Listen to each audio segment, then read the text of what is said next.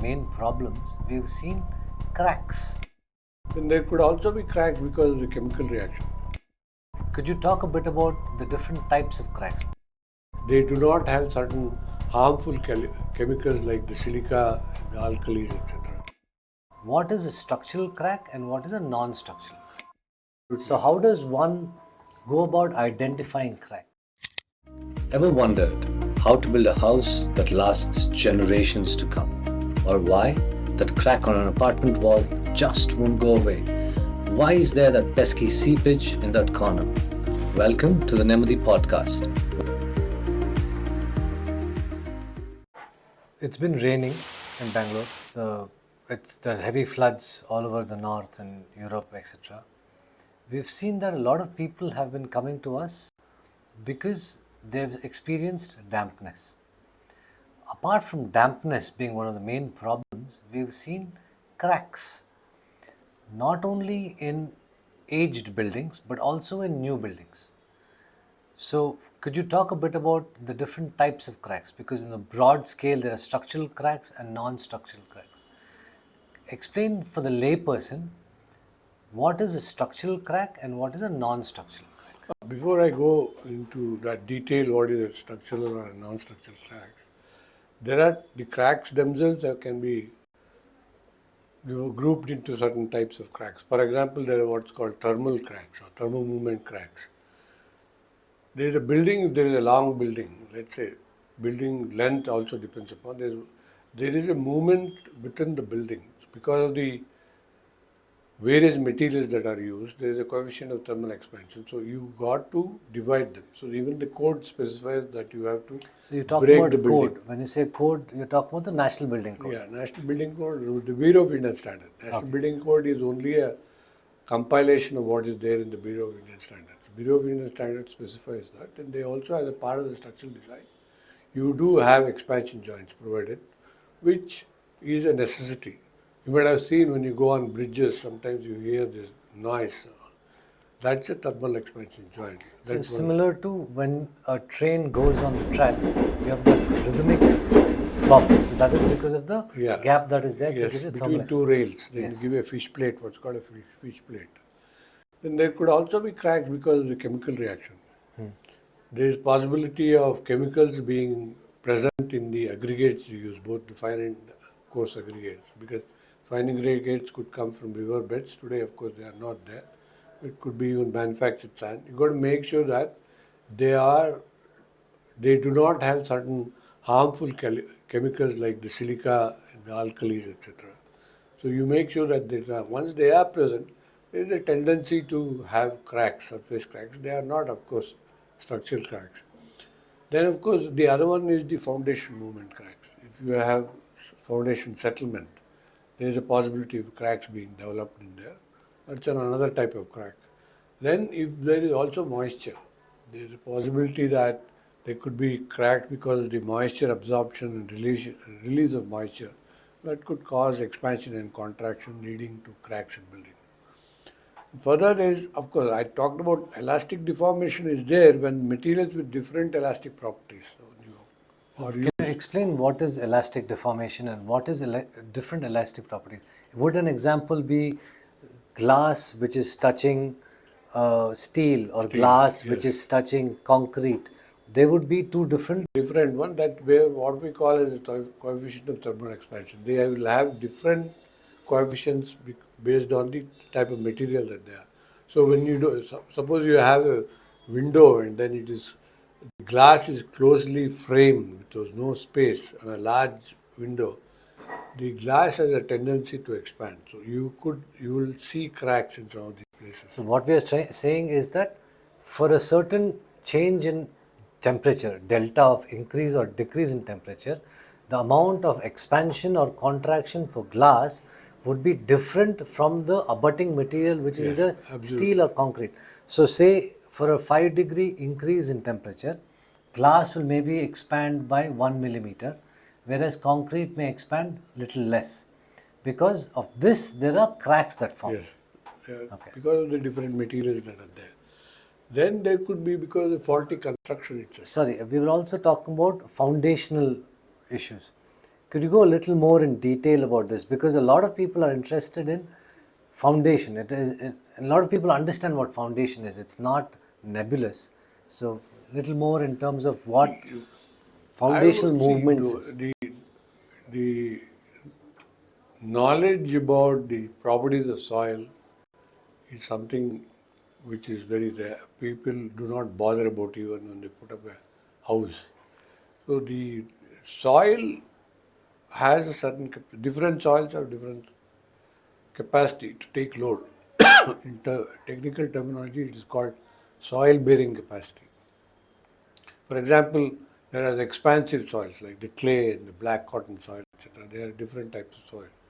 So when you are putting up a foundation there, you have to make sure that the load that is transferred to that soil does not cause deformation in the soil. So, when you say deformation in the soil, deformation is a technical term. If we were to do it in normal parlance, it is A settlement.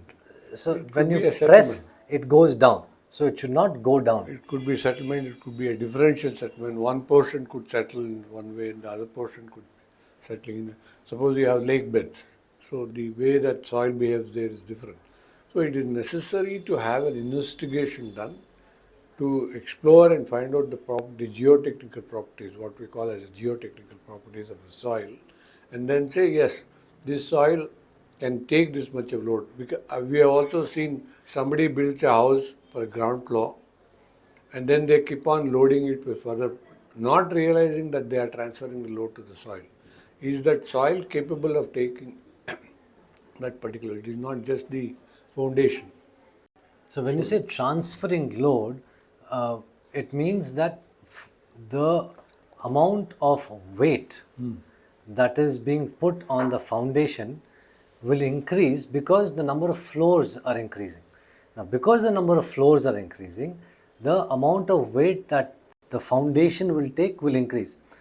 The soil below that foundation, if it is not compacted or if it is not hard enough, will move. Not necessarily compacted. It may have a different property. It may not be able to take, if it can take a load of X, if you make it 2X, definitely it may not be able to take that 2X. It can take only that, and it would cause settlement. It will move, and then there could be a settlement of the foundation, resulting in cracks. So that logically brings us to faulty construction. So imagine No, if not faulty construction. It is not the workmanship. It is the property of the soil that needs to be I'm invested. talking about the next step, you're talking about currently the soil. If the way that the foundation itself was improperly designed or improperly built, that itself could lead Yeah, to a crack. that's a structural design. Yeah, so that is a faulty construction either by the principles I of would faulty use the design. word construction. I would use the word design.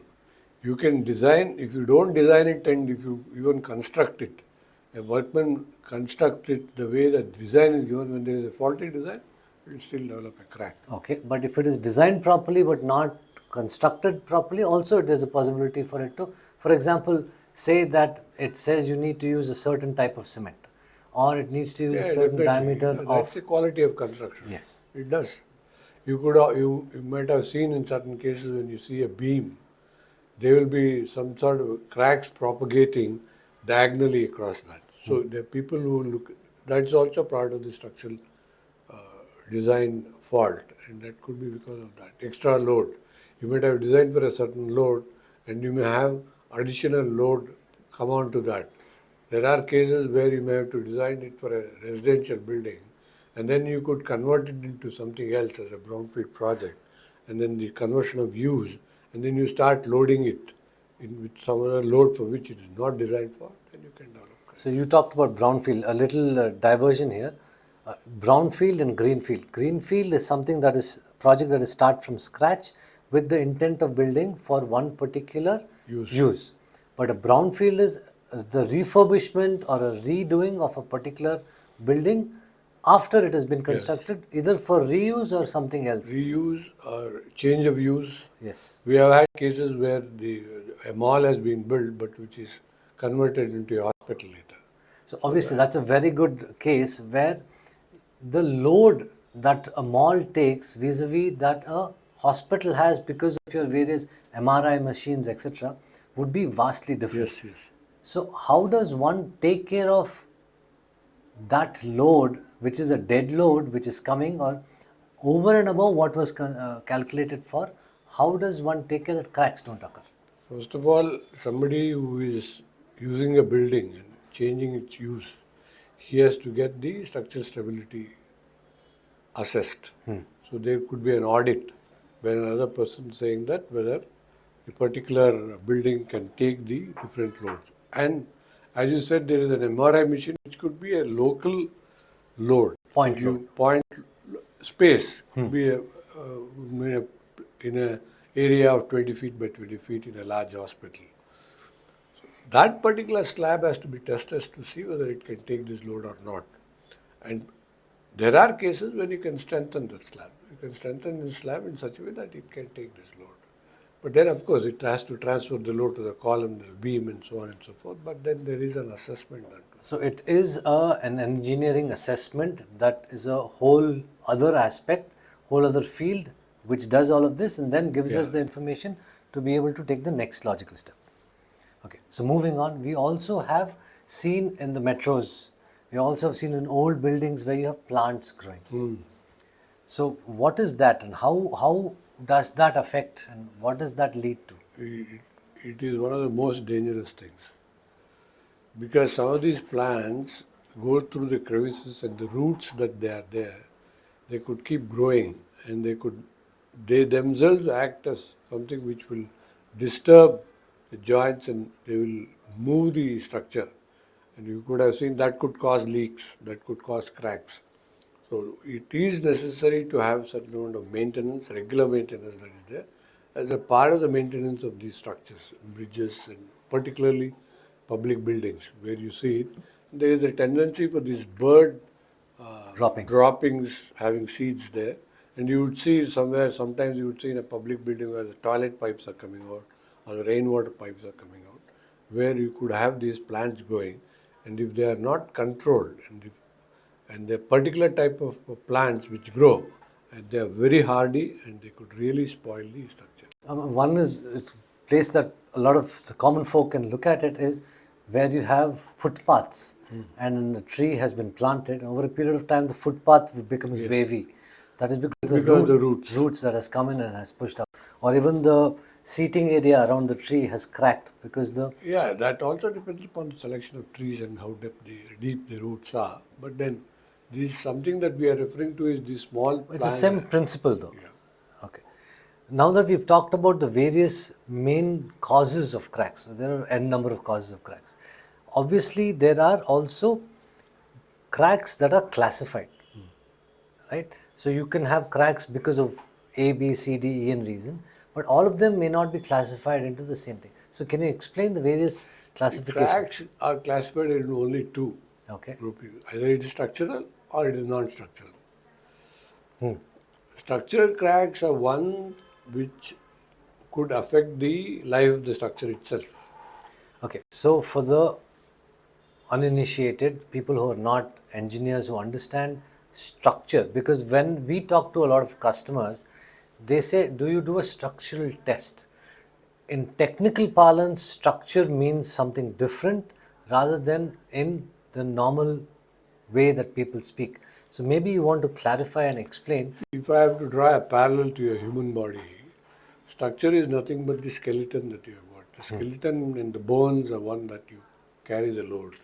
So structure is something which is carrying the loads that are coming onto the structure, so to the building. So if you are having a slab is part of the structure. Slab could transfer the load either to a column and beam or to a wall itself. So then we call that particular structure as a load-bearing wall.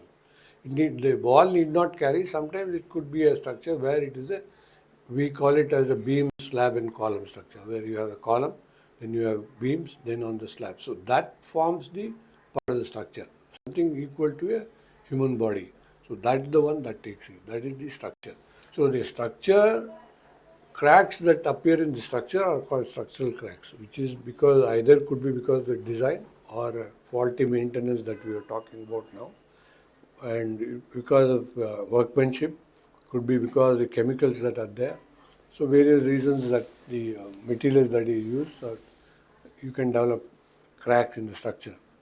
In the case of non-structural cracks, it could be surface cracks like a plaster crack, or it could be because of certain excess of moisture that is there. It doesn't really harm the structure, but it is not very good at appearance-wise. It's not aesthetically pleasing. aesthetically pleasing. So if you look at a structural crack, would you say that a structural crack would go from one side of the column to the other side of the column? Would that be one of the basic ways of identifying a structural crack? I wouldn't say it's a very broad statement. Okay. It needs proper investigation to say. We shouldn't be talking about in such loose terms. Somebody has to really investigate and see what sort of cracks. Neither should you get scared and alarmed about a crack that you see in a building. It's necessary to get it investigated to see whether it is a structural crack or simply a superficial non-structural crack. So a lot of people who then go outside in a new apartment complex and then start looking at cracks, would you say or would you advise them saying that let us not scaremonger, but it is better to get a third party professional service to come and actually perform the audit? Yeah. Because the crack could be, as you said, a non-structural crack, a surface crack, which need not necessarily threaten the building. It could also be a structural crack, which is why you need a professional to come and audit.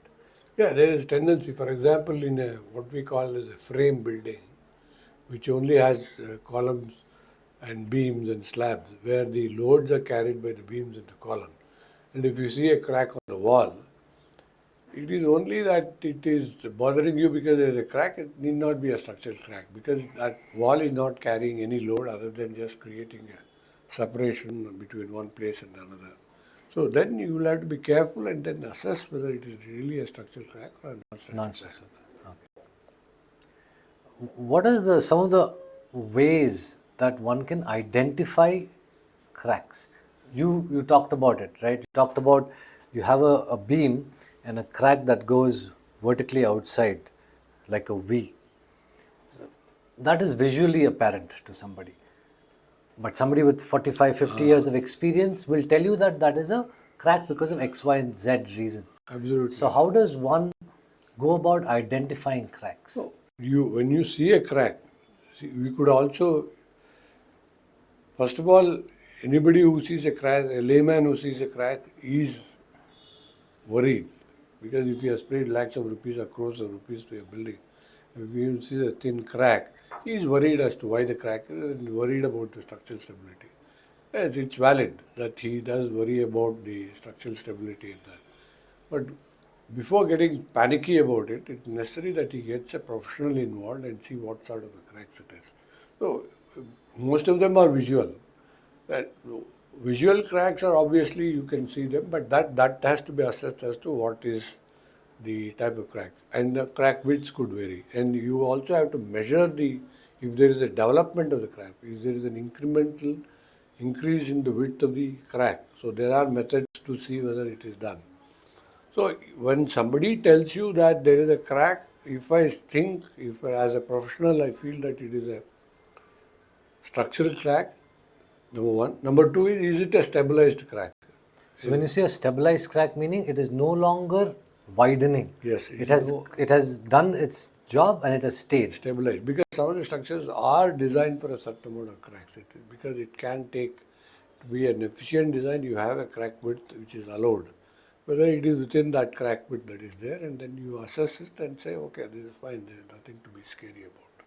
So at the end of the day, buildings are designed, a well-designed building will have a certain amount of play in it, which allows for a certain amount of cracks. It may not be visible.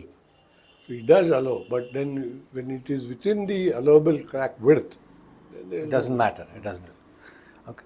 Then what are the preventive measures that one can take? Now, a lay person would say, look, I am buying an apartment or I'm buying a villa or I'm getting a house built.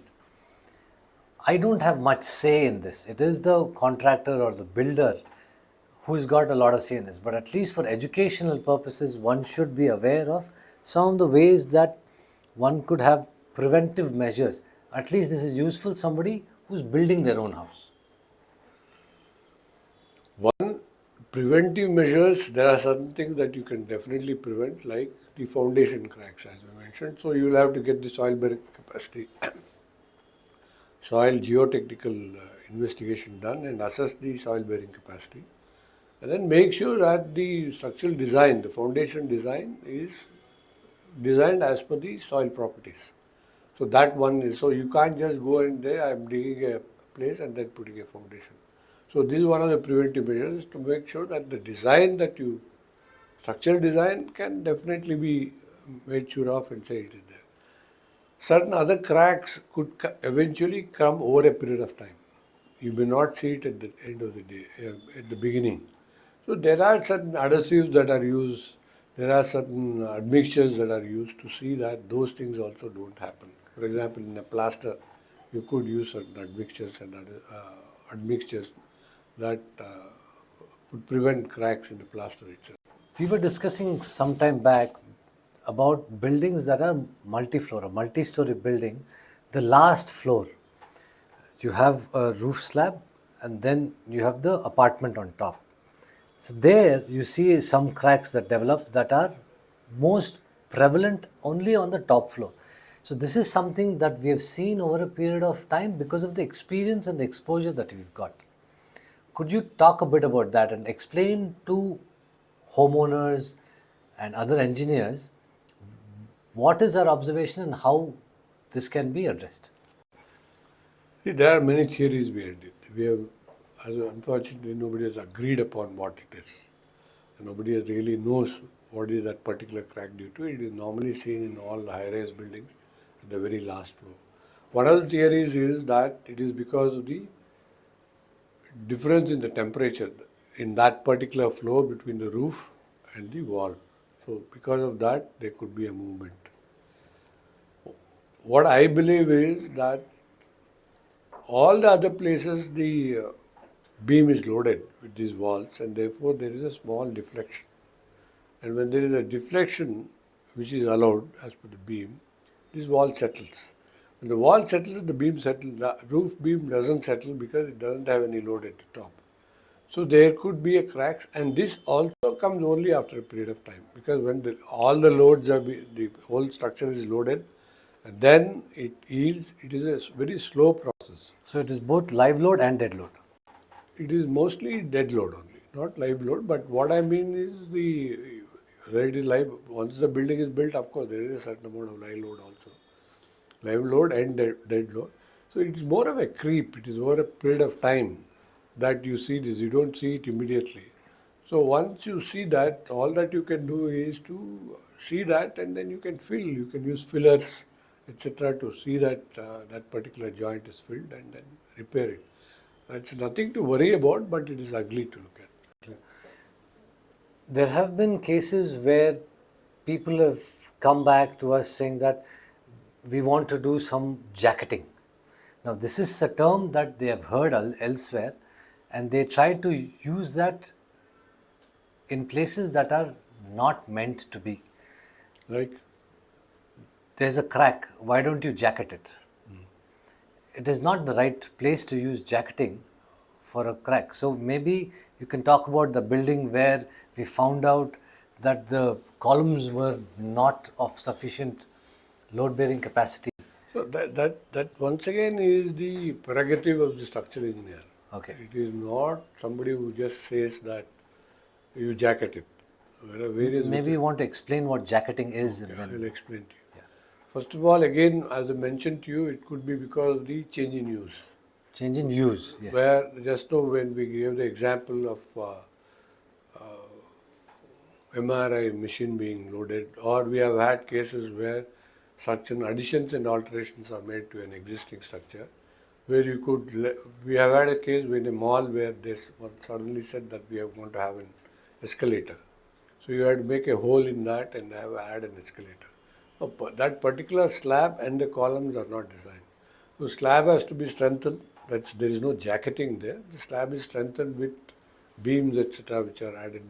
In the case of a column, jacketing in the sense the column is designed for a certain load carrying capacity. So that dimensions of the column is not sufficient to take the extra load that's coming. So what you do is either you make it in such a way you carbon wrap it. There is a material called carbon wrapping. So you tie it round and make sure that it doesn't Bulge. burst or bulge. Or you can have another layer of concrete put into it by adding reinforcement, and then you make another shuttering all around it and pour concrete. Then you have jacketed it, and then there's steel jackets are also used. You can strengthen it by wrapping with steel plates. There are many So ways. various ways of doing it. Mostly it is done for columns. Not So we've discussed a lot of different points. If the audience have any particular questions that you would like answered about cracks in specific, then please comment. Or if you have any questions regarding anything else, then please do write to us. We'll again get Mr. Prakash to answer these questions. Thank you, Mr. Prakash. Thank you for joining Thank you. us. It's been a pleasure talking to you. Thank you very Thank you. much. Thank you, everybody. Thank you.